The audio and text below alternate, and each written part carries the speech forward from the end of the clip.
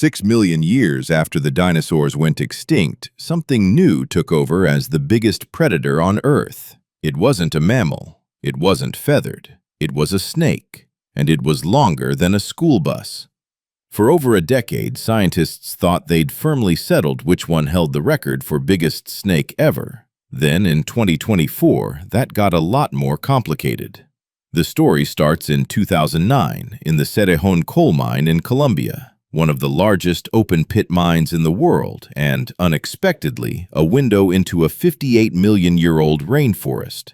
Researchers found fossilized vertebrae, not a full skeleton, just bones, but the bones alone were enormous. Comparing them to living boas and anacondas, scientists estimated the animal they belonged to at somewhere between 42 and 50 feet long. That's roughly the length of a school bus, and they gave it a name to match: Titanoboa, the Titanic boa. Around 2,500 pounds, about 3 feet wide at its thickest point. For context, that's roughly the weight of a small car. Here's a fair question. How do you confidently estimate the size of an entire animal from 20 vertebrae? Living snakes have a remarkably consistent relationship between vertebra size and total body length. Scientists used that relationship, applied to the fossil bones, to work backward to an estimated size. To their credit, the researchers who study these specimens are upfront about the limits here. This is a careful estimate built from limited material, not a complete skeleton, and they've said so themselves. In 2012, skull material was described too, which helped confirm more about how this animal actually lived, not just how big it was.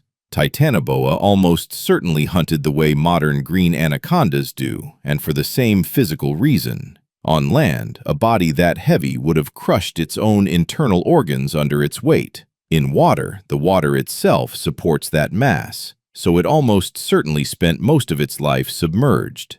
No venom. It didn't need any. It was an ambush constrictor, striking fast, wrapping around prey, and simply out-muscling it until it stopped moving.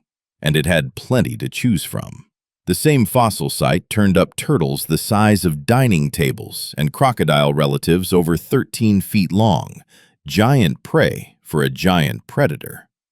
Here's the part that turns Titanoboa from just an impressive fossil into an actual scientific tool. It's cold-blooded. Reptile body size is directly tied to the temperature of the environment around it. Bigger cold-blooded animal generally means a hotter environment was available to support it. So scientists worked the logic backward. For an animal this size to survive, the Paleocene tropics had to average somewhere around 86 to 93 degrees Fahrenheit year-round. That's warmer than some earlier climate models for this period had predicted.